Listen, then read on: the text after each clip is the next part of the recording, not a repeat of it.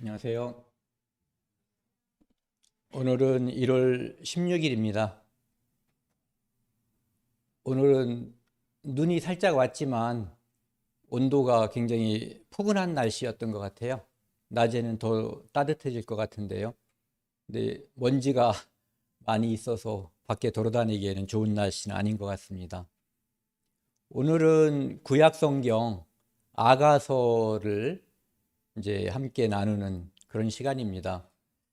여기 오늘 제목을 아가서 4장 7절 말씀 중에 뒷부분 아무 흠이 없구나 이렇게 정했습니다. 흠이라고 하는 것은 약점, 티, 어떨 때는 죄라고도 할 수 있는 그런 거거든요. 그런 말씀들 어른들 하실 거예요.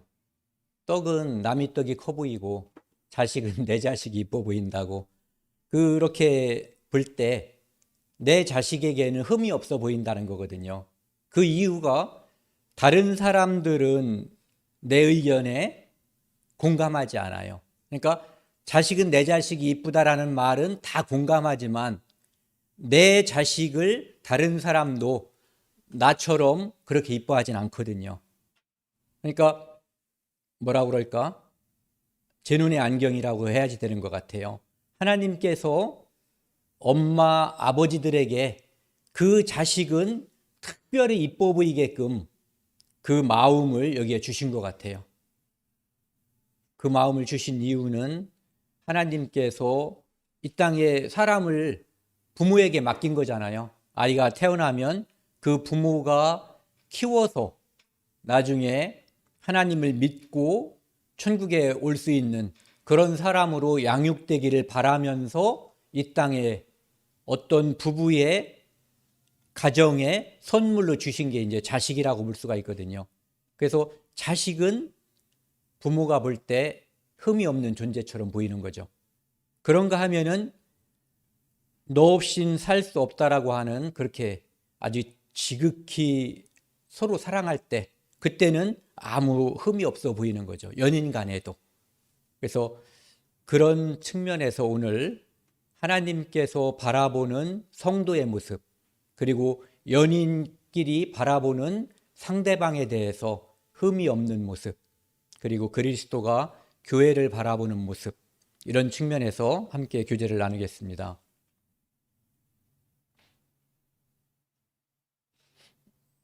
조금 이따가 하고요.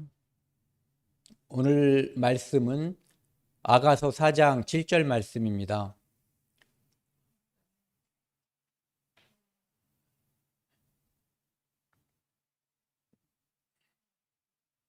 아가서 4장 7절 말씀 구약성경 962쪽입니다. 찾아서 함께 읽겠습니다. 962쪽입니다.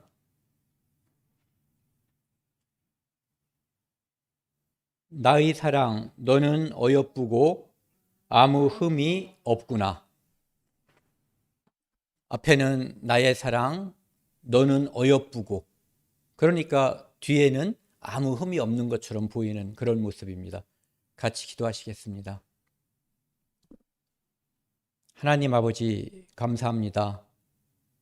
지난 한 주간도 하나님의 은혜 가운데 이곳에서 영상 집회를 통해서 거듭나는 은혜를 베풀어 주신 것을 감사드립니다.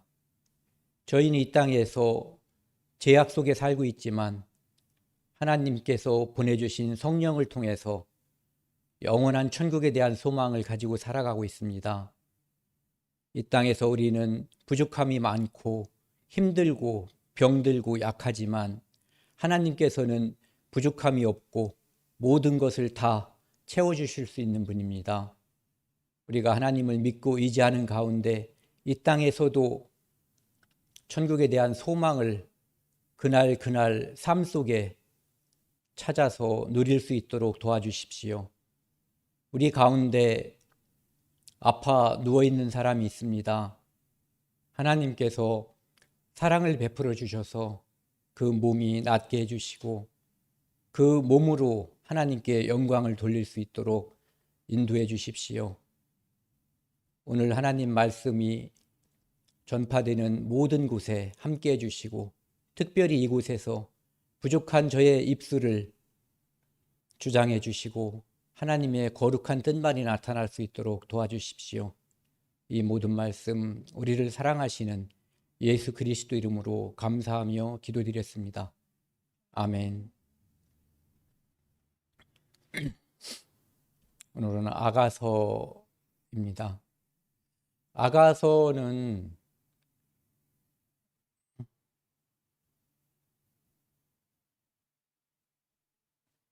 이 성경을 전문적으로 연구하고 믿음이 있는 그런 분들조차도 매우 어렵다라고 말하는 그런 성경입니다.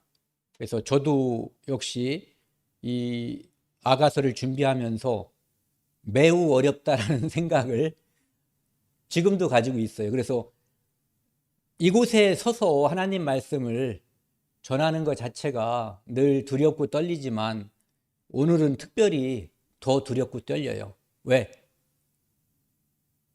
많이 공부하려고 하고 또 무언가를 하나님께 기도하고 하나님께서 뭘 주시겠지 하면서 이 자리에 섰지만 특별히 더 부족하다는 생각을 더 많이 갖는 그런 날이거든요. 이 아가서 말씀 중에서 여기 나와 있는 노란 글씨요. 이 말씀을 이제 핵심 구절 이런 말씀으로 이제 제가 찾아본 겁니다. 2장 16절, 그 다음에 6장 3절, 7장 10절에도 거의 똑같은 표현이 같이 나와 있거든요. 그러니까 굉장히 중요한 말씀인 거죠. 같이 한번 읽어보겠습니다. 내 사랑하는 자는 내게 속하였고 나는 그에게 속하였도다. 그가 백합화 가운데서 양떼를 먹이는구나. 이 우리가 그리스도인이 될 때 그 말씀을 함께 나누잖아요. 내가 내 안에, 내가 내 안에라는 표현을 여기 있는 그런 표현이거든요. 사랑하는 자는 내게 속하였고 나는 그에게 속하였도다.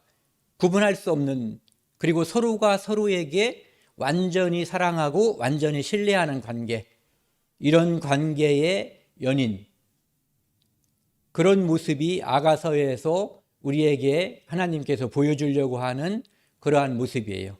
그러니까 남녀 관계는 완전한 사랑, 그러니까 나는 너만 바라보고 너는 나만 바라보는, 그러니까 거룩한 관계인 거죠.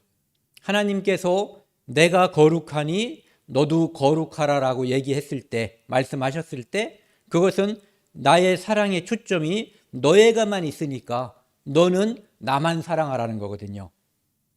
결혼식 할 때 서약할 때 그런 게 나와 있죠.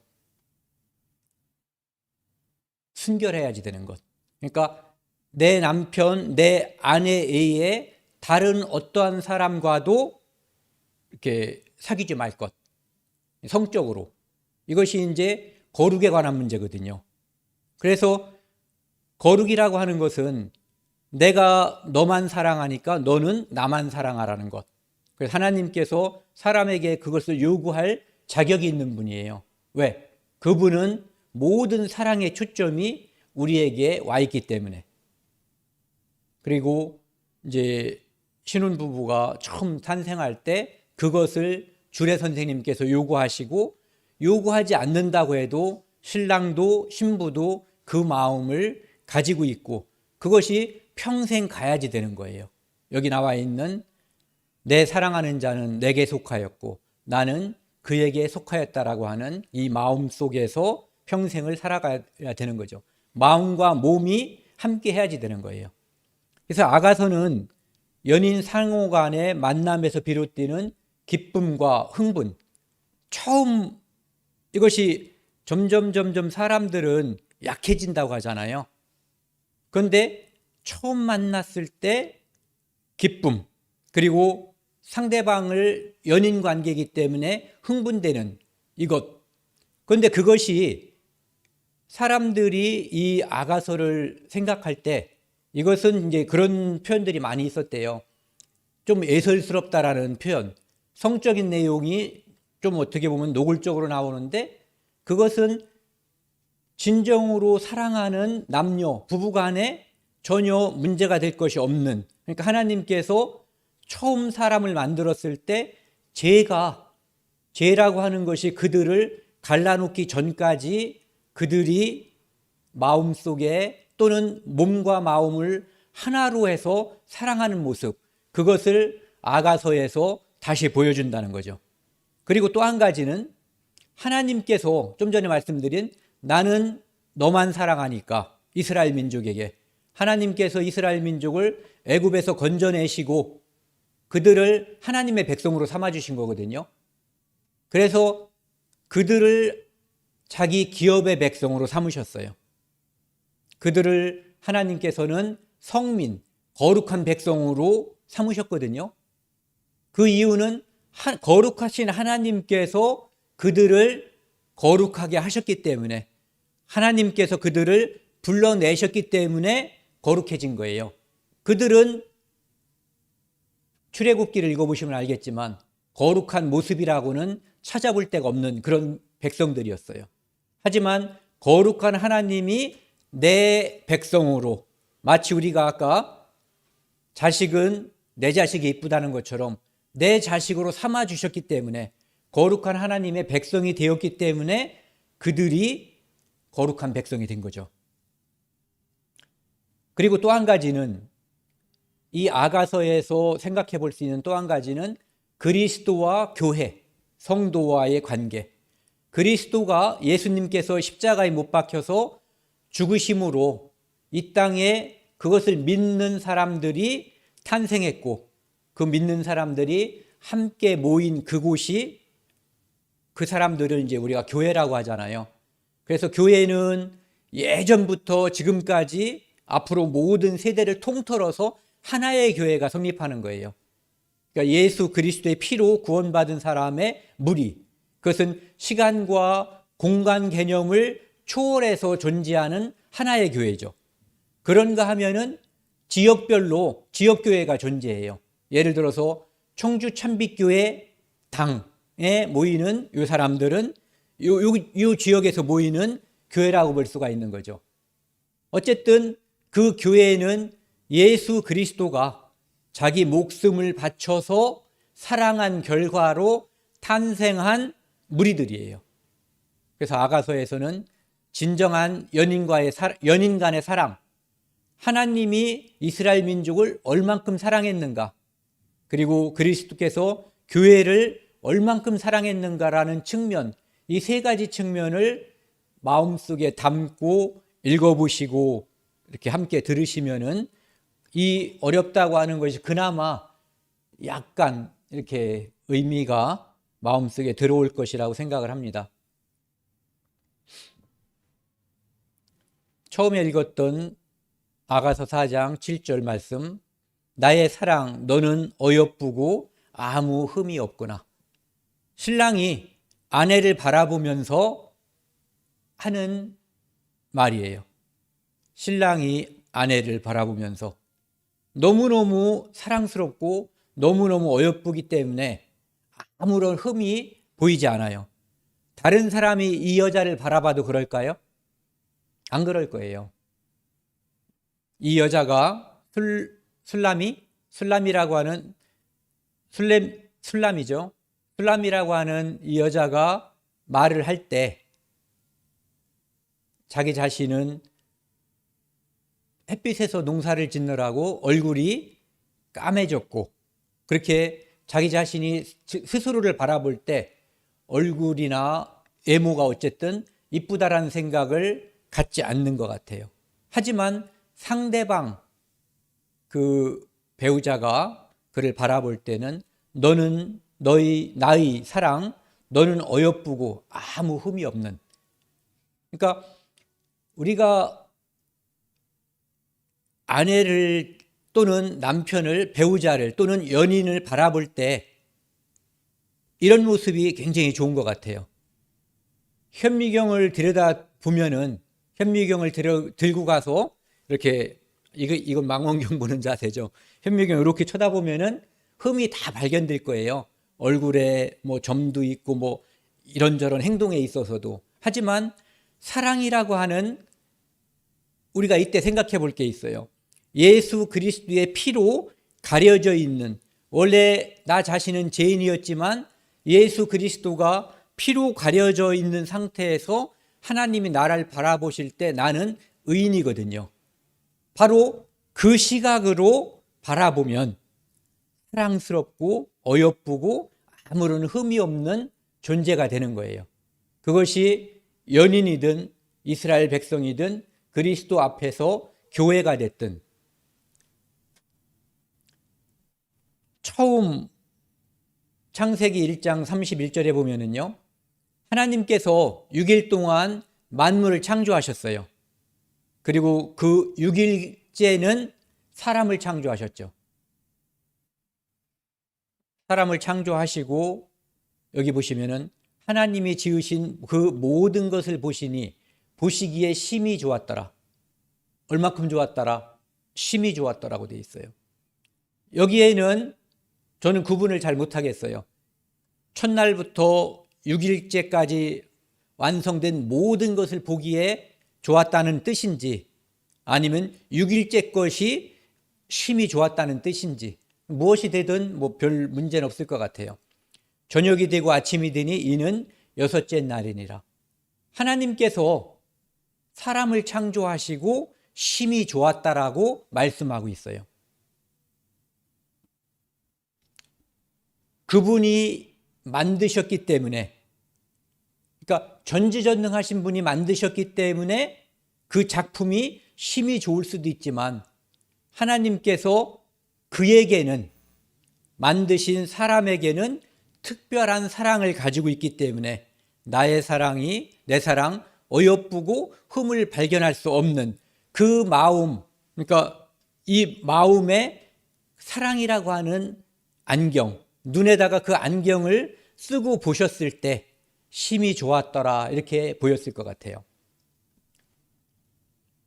그리고 사람을 창조하시고, 이제 그 1장에는 사람을 창조했다는 표현이 나와 있고 2장에는 어떻게 창조했는지 좀 구체적으로 이제 말씀하시고 있잖아요. 거기에 보시면 하나님께서 아담을 잠들게 하고 갈빗대나를 빼서 그것을 가지고 하와, 그의 아내 여자를 만들었다고 말씀하고 있어요. 23절 말씀 한번 같이 읽어보겠습니다. 아담이 이르되 이는 내 뼈 중에 뼈요 살 중에 살이라. 이것을 남자에게서 취하였은즉 여자라 부르리라 하니라.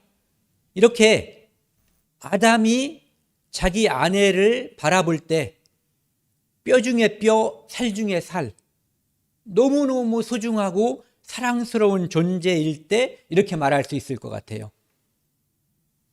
자식을 낳으면 이런 마음이 드나요? 다들 드셨어요? 내 살 중에 살이요, 뼈 중에 뼈요, 살 중에 살. 내 배우자를 바라볼 때 내 뼈 중에 뼈요, 살 중에 살. 아담은 이렇게 표현했어요. 그 아내를 이제 하나님께서 만드셔서 데리고 왔을 때, 그리고 이제 그를 여자라고 부르게 된 거죠. 이때까지 하나님과 사람과의 관계에서 아무런 문제가 없어요. 그리고 이제 갓 창조된 아담과 하와 사이, 아담 만들고 하와 만드는데 언제 만들었는지, 며칠 간격이 있는지, 만들고 바로 5분 안에 만드셨는지 그런 건 구분이 없잖아요. 어쨌든 이렇게 만드시고 아담은 내 뼈 중에 뼈요 내 살 중에 살이라, 이렇게 표현하고 있어요. 여러분들도 나중에 아이들, 자식들을 보면은 그렇게 한번 표현해 보세요. 그러면 아이들이 되게 왜 이래 이렇게 말하지만 속으로는 되게 좋아할 것 같아요. 그리고 자기 배우자에게도 내 뼈 중에 뼈, 이거는 남자가 해야 되겠네요.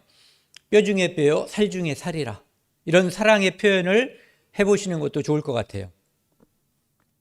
그래서 그들은, 아담과 하와는 둘이 하나님께서 이제 이런 것을 말씀하신 거죠. 축복하신 거예요. 남자가 부모를 떠나 그의 아내와 합하여 둘이 한 몸을 이룰지라. 그래서 남자에서 여자를 만들고 이 둘이 하나가 되는 것은 하나님께서 축복하신 거예요. 그것을 통해서 둘의 사랑, 그리고 그 둘의 사랑의 결과로 자녀가 태어나고 그 자녀는 하나님께서 축복으로 주신 거거든요. 그래서 이 땅에 그들을, 이 두 사람, 아담과 하와의 사랑을 통해서 이 땅에 있는 모든 사람들이 지금 태어났다 죽었고 지금 살고 있고 앞으로도 살게 될 거예요. 그러니까 이 둘의 만남, 이 둘의 결합이라고 하는 것은 매우 의미가 있는 거죠. 그리고 그 아담이 그 아내를 바라봤을 때 뼈 중에 뼈요 살 중에 살이라고 낯뜨거울지도 모르는 그런 표현을 노골적으로 한 거예요. 너무너무 사랑스럽고 기쁨과 행복이 충만한 상태였던 거죠. 그리고 25절에 보시면은요, 아담과 그의 아내 두 사람이 벌거벗었으나 부끄러워하지 아니하니라. 부끄러움, 죄라고 하는 것은, 죄라고 하는 것이 어떤 사람과 사람 사이에 또는 하나님과 사람 사이에 개입하지 않으면 부끄러움, 이것이 없는 것 같아요. 그러니까 부부 사이에 어떠한 부끄러움도 없거든요. 그런데 이 사이에 뭔가 생기면 서로 각방을 쓴다든지 아니면 사이가 나빠지는 게 바로 죄라고 볼 수 있거든요. 좀 전에 말씀드린 것처럼 이 거룩이라고 하는 것은 나는 너만 바라보니까 너도 나만 바라봐. 이 개념이 깨져버리면 이게 둘 사이에 죄가 들어온 거예요. 그것으로 인해서 둘은 예전과 같은 모습이 아닌 거죠. 그래서 지금은 하나님과 사람 사이에도 아무런 문제가 없고 사람과 사람 사이에도, 사람이라고 해봤자 지금 둘밖에 없잖아요. 그런데 그 사이에도 아무런 문제가 없어요.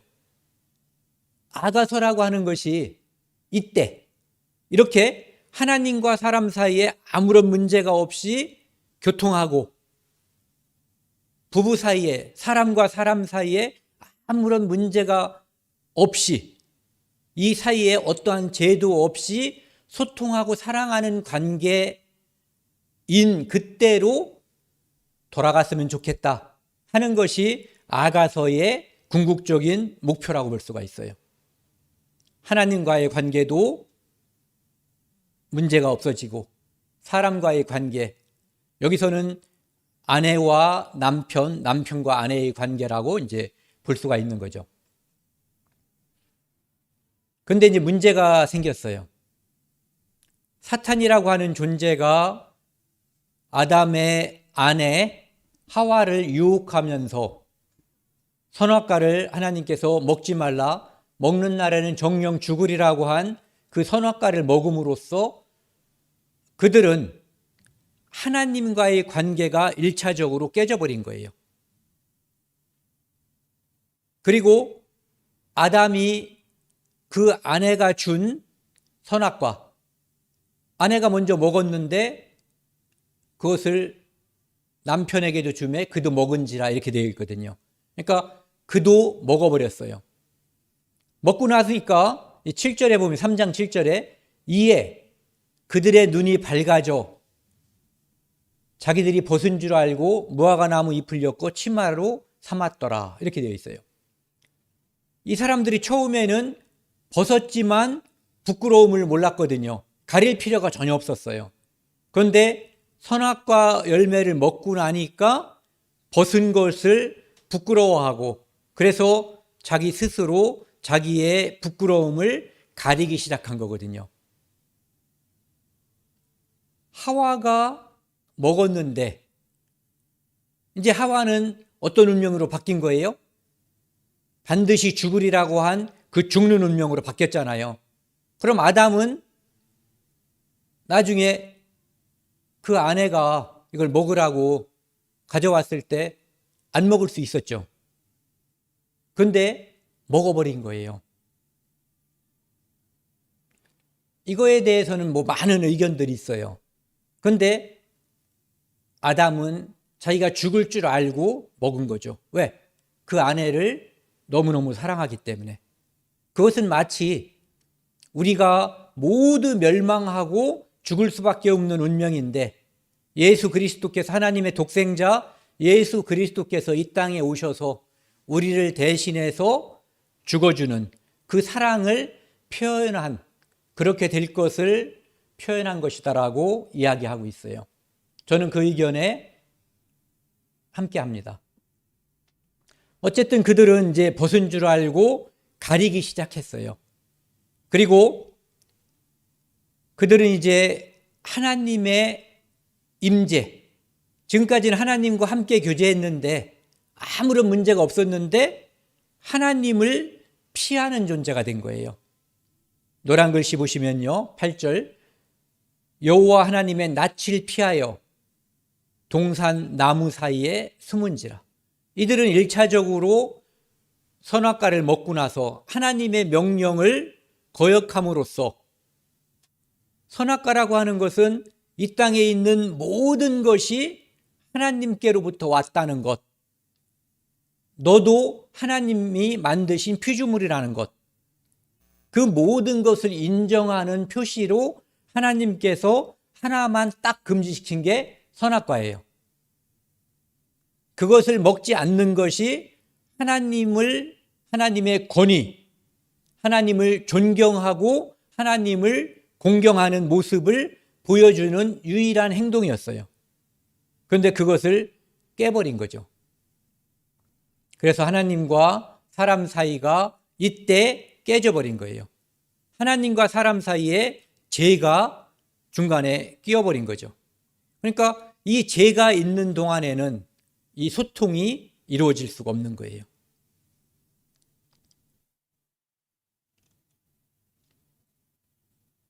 에덴 동산에서 하나님께서 심히 좋았다라고 했는데 그들의 죄로 인해서 하나님을 피하고 하나님이 아닌 자기 스스로가 자기의 죄를, 잘못을 가리려고 했을 때 그들은 하나님 앞에 아무 흠이 없는 존재에서 이제는 흠이 있는 존재로 전락해버린 거예요. 원래 하나님 앞에 아담과 하와는 피조물이었거든요. 그런데 이제는 피조물에서 굴러떨어져서 죄인으로 전락해버린 거죠. 이 성경의 역사는 하나님께서 그 인간을, 사람을 얼만큼 사랑하는지를 보여주는 거거든요. 그에게 아무런 부족함이 없는 낙원, 에덴 동산을 만들어 주셨고 그가 그곳에서 죄인으로 전락하고 실패하니까 다시 그 죄인인 사람을 얼만큼 사랑하셨어요? 자기가 사람으로 오셔서, 하나님이 사람으로 이 땅에 오셔서 죽음으로써 그를 구원하고 그를 하나님의 사랑의 짝의 자리로 올려주기까지 그를 사랑하신 거예요. 아무 흠이 없는 존재로 다시금 올려주기 위해서 이 땅에 예수님께서 오신 거죠. 그래서 처음에 아무 흠이 없었던 그 존재가 이제는 하나님 앞에 흠이 있는 존재로 떨어져 버린 거예요. 그런데 1차적으로 좀 전에 말씀드린 것처럼 하나님과 사람과의 관계가 깨져버렸잖아요. 하나님의 말씀, 명령을 순종하지 않았기 때문에. 마귀라고 하는 매개체가 있었지만 결국은 어쨌든 그 마귀도 역시 하나님을 순종하지 않은 자거든요. 피조물인 천사가 자기 아름다움을 무기로, 또는 어쨌든 그는 하나님과 같이 되려고 했었던 거예요. 하나님과 같이 될 수 있는 존재는 하나님께서 만드신 사람 외에는 존재하지 않는 거거든요. 그것도 하나님이 올려주시는 거예요. 자기 스스로 하나님의 자리에 올라가려고 하는 것이 이 땅에 있는 모든 종교의 모습이에요. 그 모든 종교는 다 하나님 앞에 실패하는 거거든요. 오직 하나님께서 그를 사랑하셔서 목숨을 버려서 그 사랑의 위치로 하나님께서 원래 사랑하려고 했었던 그 위치로 올려주려고 하는 그 위치로 올라가는 것, 그것은 성경에서 하나님께서 처음부터 계획하신 거죠. 만세 전에 계획하신 그거였어요. 그런데 하나님께서 이제 아담에게 누가 너의 벗었음을 알렸느냐 하고 꾸짖듯이 질문한 거예요. 내가 내게 먹지 말라 한 그 나무 열매를 내가 먹었느냐? 이렇게 질문한 거죠. 여기 잘 보세요. 너의 벗었음을 내게 누가 알렸냐라고 물어봤어요. 이걸 말한 사람이 누구였어요? 아무도 없었죠. 아무도 말하지 않았어요. 그런데 죄인으로 전락한 사람은 이 양심 때문에 스스로 벗었음, 스스로 하나님 앞에 죄인임을 깨달을 수밖에 없는 거예요. 그래서 이 땅에 있는 모든 사람들이 내가 죄인인 걸 모른다고 하는 것은 말이 안 되는 거예요. 다 알게 되어 있어요. 어린아이들 1살짜리도 다 알거든요. 뭐 이런 거 확 엎질르는 걸 엄마 아버지가 다 봤는데 너 이거 왜 엎질렀어? 이렇게 물어보면은 처음에 당연히 엄마 아버지가 안 가르쳤는데도 제가 안 했어요. 그럼 누가 했어? 밑에 동생이 하나 기어다니는 애가 있으면 얘가 했어 이렇게 말한단 말이에요. 그런데 양심은 다 알아요. 그래서 자꾸 꾸짖으면 그 순간을 모면하려고 그냥 확 울어버리는 거죠. 왜? 그냥 크게 울어버리면 더 이상 추궁하지 않으니까. 그래서 울어도 책임 소재는 끝까지 가려야지 돼요. 그래야 애들이 나중에 잘못을 잘못으로 알고 인정하는 버릇이 생기는 것 같아요. 누가 벗었음을 알렸냐고 물었고 그 다음에 내가 먹지 말라고 한 그것을 내가 먹었느냐고 물었는데 아담은 대답을 이렇게 대답하죠. 누가 알려줬는지 그 존재를 말해야 되는 거예요. 그렇죠? 첫 번째는 벗었음을 누가 알려줬는지. 그 다음에 두 번째는 먹었냐 안 먹었냐라는 질문에 대해서 예 먹었습니다. 이걸 대답해야지 되는데 이 아담은 좀 특이한 대답을 해요. 시험 볼 때 OX 문제에다가 막 답을 길게 써놓으면 점수 얼마 줘요? 그냥 빵점 줘버리는 거잖아요. 아담이 이르되 하나님이 주셔서 나와 함께 있게 하신 여자 그가 그 나무의 열매를 내게 주므로 내가 먹었나이다. 너 벗었음을 누가 알렸느냐라고 묻는 거에 대해서는 아무런 대답을 하지 않았고 그리고 먹었냐 안 먹었냐에 대해서 내가 먹었나이다라고만 말하면 되는데 이 앞에 희한한 문장을 만들어 버렸죠. 하나님이 주신 여자. 책임을 하나님께 돌렸어요. 지난번에 우리가 잠언 말씀을 함께 나눌 때 잠언 19장 3절 말씀이에요. 사람이 미련함으로 자기 길을 굽게 하고 여호와를 원망하느니라. 사람들은 내가 해야 할 일을 안 하거나 하지 말아야 할 일을 해버리고 과거에는 하지 말아야 할 것을 해버렸죠. 먹지 말아야 할 선악과를 먹어버렸어요.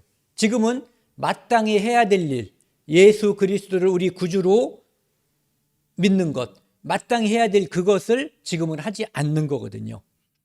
그런데 이 사람은 지금 하나님을 원망하는 거예요. 자기가 잘못해놓고 아까 말한 그것은 우리가 복음이라고는 하는 측면에서 생각해 볼 수 있는 거지만 지금 이 상황은 하나님을 원망하고 있는 거죠. 책임을 하나님께 돌리고 있는 거예요. 그리고 이제 막 가는 거예요. 그 여자가 열매를 줘서 하나님 책임, 두 번째는 여자 책임. 그러니까 처음에는 이 모든 것은 그렇게 되는 것 같아요. 하나님과의 관계가 깨져버리거나 아직 잘 정립되지 않으면 사람과의 관계가 깨지거나 완전해지지 않는 거예요. 그러니까 첫 번째 이 땅에서 우리가 살아가는데 가장 중요한 것은 하나님과의 수직 관계예요. 이것이 정립이 되고 그 다음에 사람과의 관계, 이것은 복음을 전파함으로써 곤고해지고 완전해지는 것 같아요. 그래서 결국은 하나님과의 관계에 있어서 문제가 생겼기 때문에 10계명에서도 1계명부터 4계명까지는 하나님과 사람과의 관계를 규율하고 있고요. 그 다음에 이 아내의 문제, 여기서는 유일한 사람이니까 사람과의 이 수평적인 관계, 이것 때문에 10계명에서 5계명부터 10계명까지 6가지의 계명이 사람과 사람과의 관계를 규율하고 있다고 볼 수 있습니다. 그런데 하나님께서는 그렇게 타락하고 자기 말을 불순종하고 거역한 사람을 어떻게 사랑하신다고 그랬죠? 끝까지 사랑하신다고. 일단 하나님께서는 내가 사람을 사랑한다고 하는 것을 모든 사람들에게 보여주기 위해서 내가 너희를 만든 창조주고 너희를 건져낸 구속자라고 하는 것을 첫 번째로 보여주기 위해서 이스라엘 민족을 선택한 거예요. 그리고 이스라엘 민족에게 그분은 이렇게 말씀하시는 거죠. 이사야 54장 5절 말씀을 보시면요, 이는 너를 지으신 이가 창조주가 내 남편이시라. 대단한 거죠. 창조주 하나님은 우리가 이 성경을 잘 알기 전에 생각할 때 감히 예전에 보면은 왕께서 있을 때는 신하들은 대부분 조알이죠. 특히 왕이 행차할 때 보면은 모든 사람들이 다 꿇어서 고개를 드는 사람은 이렇게 벌 받았대요. 몰래 숨어서 왕 얼굴을 한번 쳐다보는 거였지 그게 걸리면은 이제 벌을 받았다고 하더라고요. 그러니까 감히 왕을 쳐다볼 수도 없는 존재였던 거예요. 그런데 우주와 천지 만물을 만드신 그분께서 스스로 말씀하시는 거예요.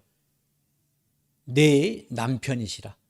그의 이름은 만군의 여호와시며 내 구속자는 애굽에서 이스라엘을 건지셨고 그 후에도 계속해서 이스라엘 민족을 건지시고 용서하신 분, 그분이 바로 거룩하신 하나님이시거든요. 이스라엘의 거룩한 이시라. 그는 온 땅의 하나님이라 일컬음을 받을 것이라. 그런데 이 뒤에 보시면요, 이스라엘의 하나님이신데 그분이 나중에는 이제 계획이 있는 거잖아요. 인간들도 계획이 있죠. 너도 계획이 있구나라는 말처럼요, 하나님은 이미 계획을 세우신 거예요.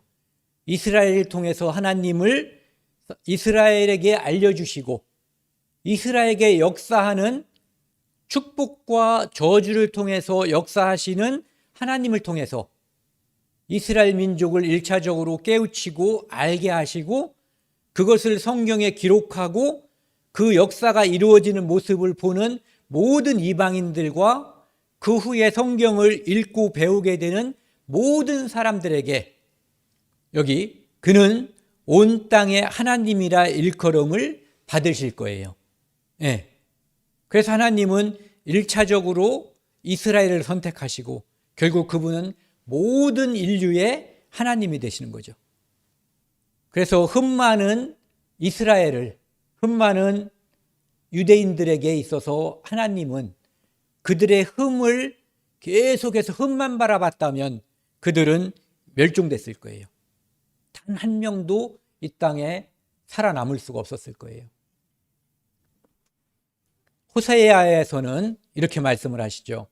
내가 네게 장가들어 영원히 살되 공의와 정의와 은총과 긍휼히 여김으로 네게 장가들며, 하나님께서 인간을 사랑하는데 이스라엘을 사랑하고 이스라엘과의 관계를 신랑과 신부로 묘사하는데 이 마음, 공의, 정의, 은총, 긍휼, 이 마음으로 장가든다는 거예요. 이 마음이 아니면 신부는 살아남을 수가 없는 거죠. 20절 진실함으로 내게 장가들리니 내가 여호와를 알리라.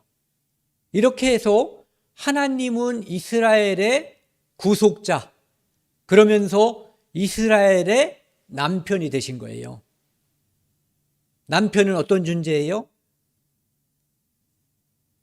뼈 중에 뼈요, 살 중에 살이라고. 이렇게 그의 이 안경에 사랑만을 가득 담고 그 상대방 배우자를 바라보는 모습이 여기에 나와 있는 하나님의 모습이에요. 예레미야 3장 14절에 보면은요, 여호와의 말씀이니라 배역한 자식들아. 그들이 잘못이 없는 게 아니에요. 돌아오라. 나는 너희 남편임이라. 남편이기 때문에 계속해서 남편의 말을 따르지 않고 밖에 나가서 간음하는 거죠. 우상 숭배. 온갖 종류의 우상을 다 만들고 섬기고 있는 이스라엘에게 하나님은 배역한 자식들아 돌아오라고. 너희를 건지시니도 나고 너희를 끝까지 사랑하는 자도 나라고 하는 거죠. 너희들의 흠을 보지 않는 자, 흠을 바라보면 이스라엘은 존재할 수가 없는 거예요. 우리도 그리스도께서 우리의 흠을, 예수 그리스도의 피로 하나님께서 우리의 흠을 가려놓지 않았다면 우리는 하나님 앞에 설 수가 없는 존재들이에요. 그 누구도.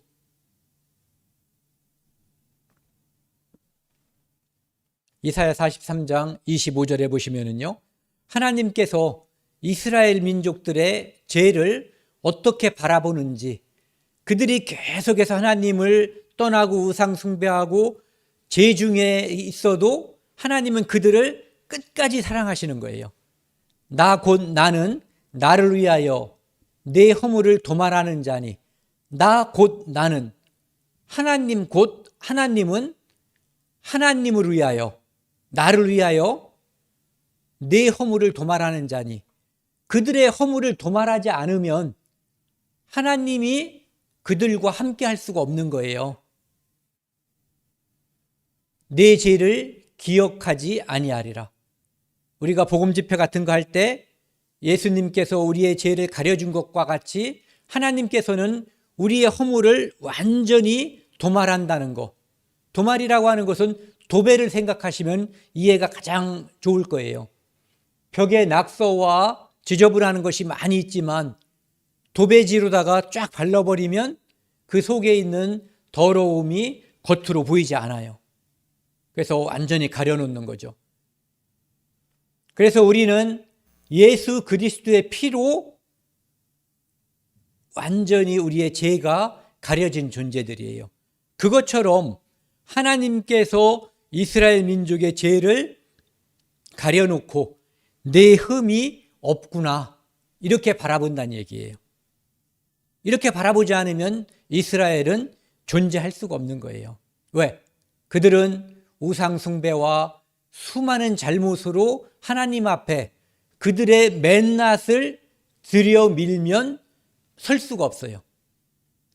또한 그리스도인들인 우리도 예수 그리스도의 피로 하나님께서 우리를 가려주지 않았다면, 그것이 과거의 모든 죄와 미래의 모든 죄까지 가려졌기 때문에, 영원히 도말했기 때문에 우리가 하나님 앞에 설 수 있는 것이지, 우리의 의로움, 우리의 선한 행실, 착함으로서는 하나님 앞에 도저히 설 수 없는 존재거든요.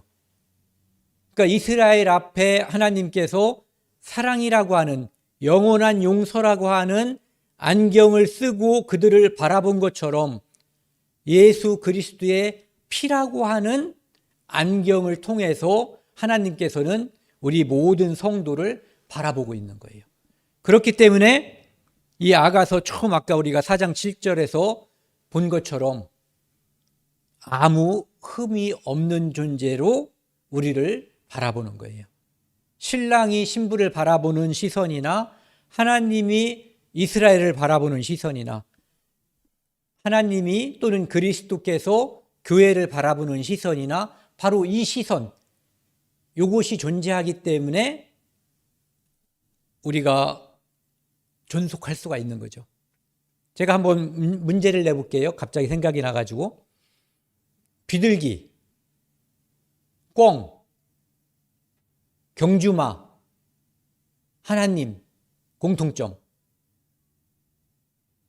비둘기, 꿩, 경주마, 하나님.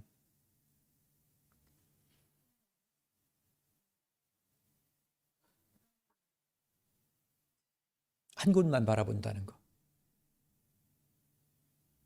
이 비둘기의 시선이 그렇대요.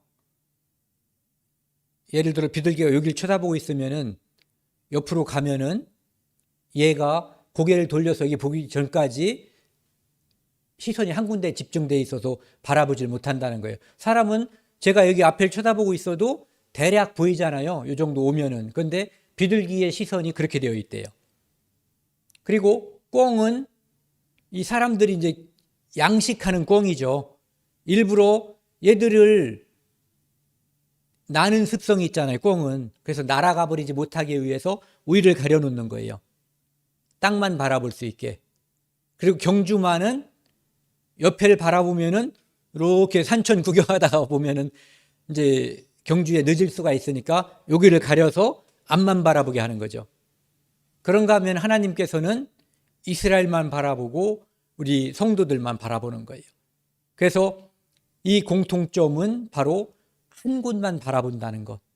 그러니까 처음에 말씀드린 거룩하다고 하는 그 단어와 연결이 되는 거죠. 하나님께서 내가 거룩하니 너희도 거룩하라. 나는 너희만 사랑하니까. 이 사랑이 없으면 하나님 우리에게 요구하지 않는 거예요. 요구할 수 없는 거죠. 그래서 죄를 기억하지 않는다라고 되어 있고요. 새번역이 이렇게 되어 있어요. 한번 같이 읽겠습니다. 새번역 밑에 거요. 시작. 그러나 나는 내 죄를 용서하는 하나님이다. 내가 너를 용서한 것은 너 때문이 아니다. 나의 거룩한 이름이 속되지 않게 하려고 그렇게 한 것일 뿐이다. 내가 더 이상 너희의 죄를 기억하지 않겠다. 더 쉽게 와닿죠. 스바냐라는 성경에 보면은요,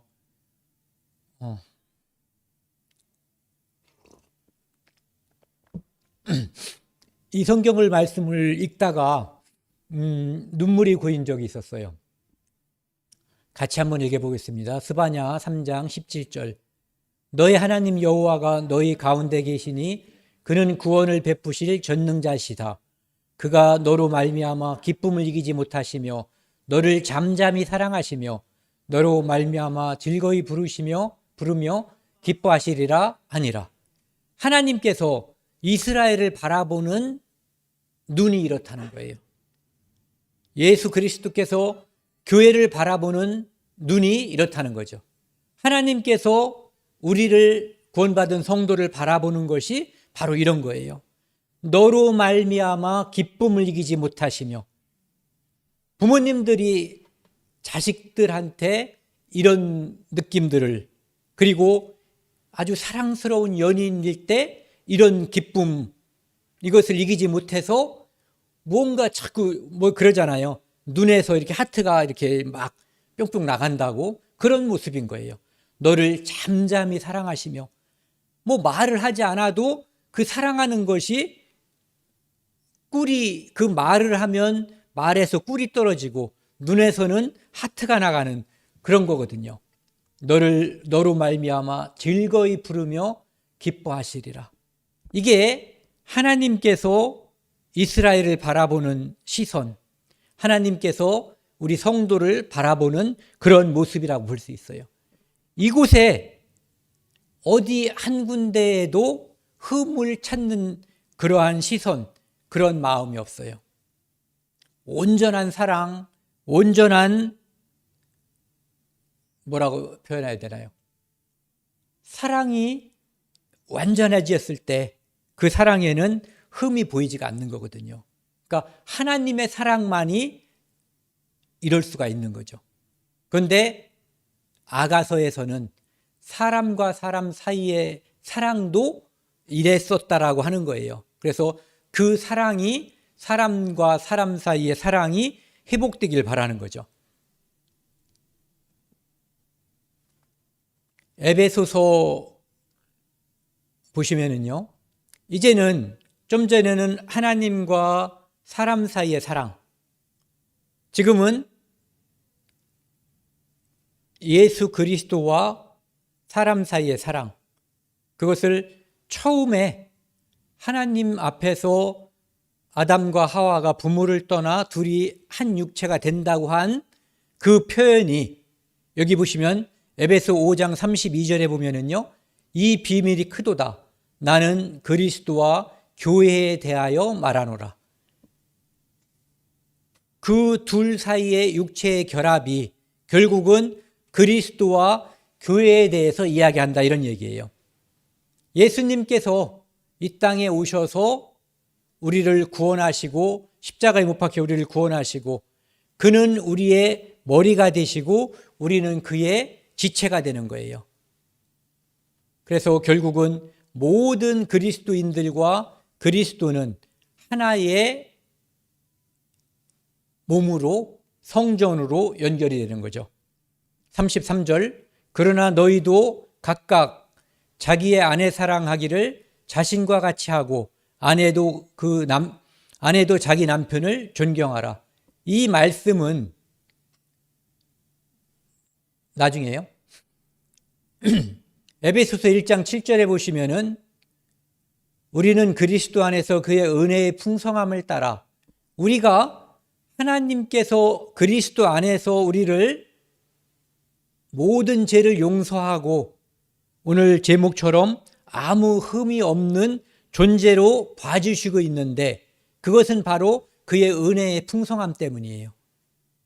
우리의 잘함, 우리의 선행 때문이 아니라는 거죠. 그의 피로 말미암아 속량 곧 제사함을 받았느니라. 예수 그리스도의 피로 우리가 하나님 앞에 의롭다함을 받았는데 그 근본에는 바로 하나님의 은혜의 풍성함이 있다는 거죠. 그래서 그것은 부모님의 사랑이 크지 않으면 아이가 똥 싸고 오줌 쌀 때마다 짜증이 나고 젖 먹다가 토해서 옷을 버릴 때마다 화가 날 텐데 그거를 화내는 엄마가 없어요. 왜?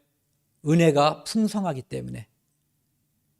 흠이 없는 자로 이 눈에 이미, 이 가슴에 이미 도장을 찍어버렸기 때문에 그런 거예요. 누구에게? 내 자식에게. 에베소서 2장 8, 9절에도 보면은 너희는 그 은혜에 의해서, 좀 전에는 은혜의 풍성함이라고 그랬죠. 믿음으로 말미암아 구원을 받았으니 이것이 너희에게 난 것이 아니요 하나님의 선물이라. 하나님께서 주신 건데 그것을 받았다는 이유로 우리를 의롭다고 해주시고 우리를 그의 거룩한 아내로 그의 자녀로 삼아주시는 거예요. 대단한 거죠. 무엇을 했다면, 무엇을 바쳤다면 이해를 하겠는데 아무것도 한 거 없이 한 거는 그분이 하신 거죠. 예. 행위에서 난 것이 아니니 이는 누구든지 자랑치 못하게 함이니라. 그래서 아무 흠이 없다라고 하는 하나님 앞에 성도, 하나님 앞에 이스라엘, 이것은 그들의 행위나 그들의 실질적인 선행에 있는 것이 아니라 하나님께서 그들을 은혜롭게, 예전에 사극 같은 거 보면은 은혜를 입었다라든지 뭐 은혜라는 표현을 그 당시에 썼는지 안 썼는지 모르지만 사극에 그런 말들이 꽤 나오더라고요. 그러니까 은혜에 의한 거예요. 그래서 무수리가 왕과 동침을 하거나 하면 은혜를 입었다는 표현을 쓰는 것처럼 자격이 없는데 큰 은혜를 입은 거죠. 이스라엘도 우상 숭배와 모든 하나님을 떠난 그 잘못, 불평, 불만, 이것 때문에 그들은 은혜 입을 자격이 없는 거예요. 그런데도 하나님께서 잠잠히 사랑하고 그를 자녀로 또는 남편으로서 아내로 품어주는 거죠. 거기에는 은혜와 사랑이 바탕이 된 거예요. 그리고 우리도 역시 우리가 하나님 앞에 흠없는 존재가 되는 것은 바로 그분의 사랑 덕택이죠. 히브리서 9장 12절 말씀을 보면은요, 염소와 송아지의 피로 아니하고 오직 자기 피로 영원한 속죄를 이루사 단번에 성소에 들어가셨느니라. 세번역, 이건 뭐 세번역을 안 읽어도 한번 읽어보겠습니다. 같이 읽겠습니다. 단 한 번에 지성소에 들어가셨습니다. 그는 염소나 송아지의 피로서가 아니라 자기의 피로서 우리에게 영원한 구원을 이루셨습니다. 그가 피 흘리심으로써 우리가 깨끗한 자가 된 거예요. 이스라엘도 우리도 그분의 은혜로 흠이 없는 자가 된 거거든요. 그래서 우리가 하나님 앞에 자랑할 것이 있는 것이 아니라 우리가 자랑할 것은 예수 그리스도, 그분을 우리가 자랑해야지 되는 거죠. 히브리서 10장 10절에도 단번에 들이심으로 거룩함을 얻었다, 이렇게 되어 있어요. 그러니까 우리가 거룩함을 입은 것은 계속 반복하지만 결국은 나의 의로움은 그분이 만드신 의로움이라는 것, 칭의. 그래서 내가 흠이 없는 존재로 그분이 봐주시는 것은 그분이 그렇게 하신 거예요. 내가 한 것이 아니라.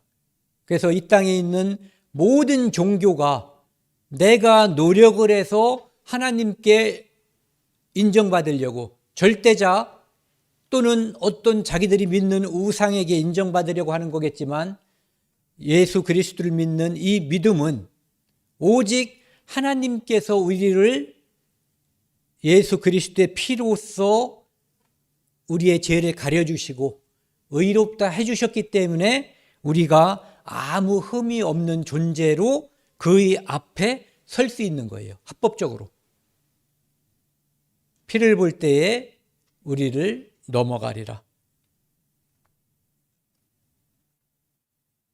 에베소서 5장 25절 말씀을요, 같이 읽겠습니다. 제가 요것 때문에 아까 나중에 말씀드린다고 한 거예요. 시작. 남편들아 아내 사랑하기를 그리스도께서 교회를 사랑하시고 교회를 위하여 자신을 주심같이 하라. 에베소에서는 이 교회를 이야기하면서 남편 아내를 이렇게 사랑하라는 거예요. 그리스도께서 교회를 사랑하는 것처럼. 그러니까 내 목숨을 다해서 아내를 사랑하는 거죠. 그러면서 아내도 역시 남편을 사랑하라는 거거든요. 그런데 이 이야기가 부부간의 사랑의 이야기가 아니라 궁극적으로는, 결과적으로는 그리스도께서 교회를 사랑한 것으로 매듭이 된다 이거예요. 그러니까 아내와 남편의 결합은 그가 내 안에, 내가 그 안에 있다고 하는 이 이야기는 서로 지극한 극진한 사랑으로 맺어진 이 둘 관계가 서로를 바라볼 때 아무 흠이 없는 존재로 바라보는 그 이야기는 결국은 예수 그리스도 안에서 성도, 교회가 아무 흠 없는 존재로 바라봐지는 그 관계를 설명하기 위한 것이라는 거죠.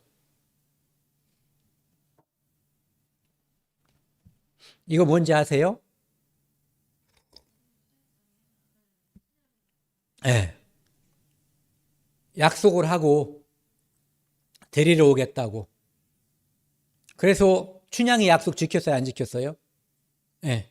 춘향이는 정절을 지켰어요. 그 서방님과 한 약속을 지킨 거죠. 근데 거지 나부랭이가 돼가지고 이도령이 온 거예요.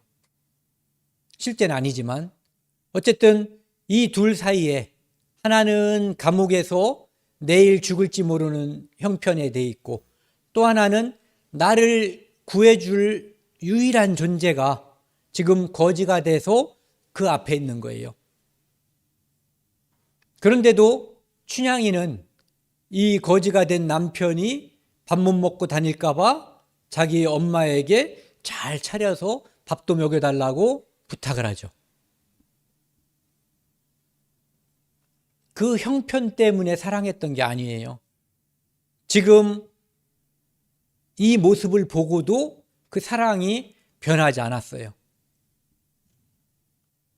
그런가 하면은 이제 자기를 수청을 들라고 해서 들지 않으니까 죽이려고 했었던 사또를 어사가 와서 봉고파직하고 이제 감옥에 가둔 다음에 어사가 직접 죄인 춘향이를 신문하는 과정이죠.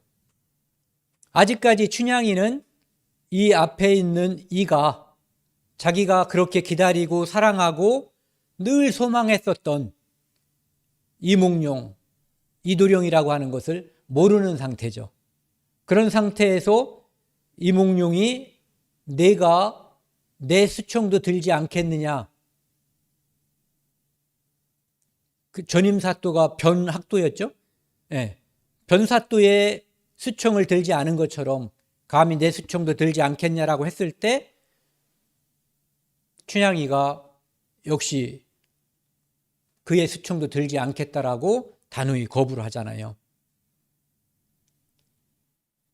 이 땅에서 우리는 하나님 예수님께서 이 땅에 오셔서 우리를 구원하시고 다시 돌아오시겠다고, 그때는 우리를 영광 중에 맞아주시겠다고 약속을 해주셨어요. 그리고 우리가 그분에게 돌릴 수 있는 것은 딱 하나예요. 아무런 흠이 없는 존재로 그분을 맞는 것. 그분이 우리를 아무 흠 없는 존재로 만들어 주셨는데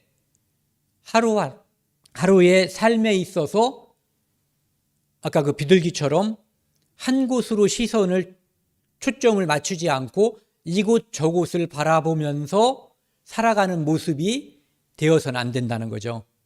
경주마처럼 앞만 향하고, 또 뭐를 예를 들었었죠? 비둘기, 꿩. 네.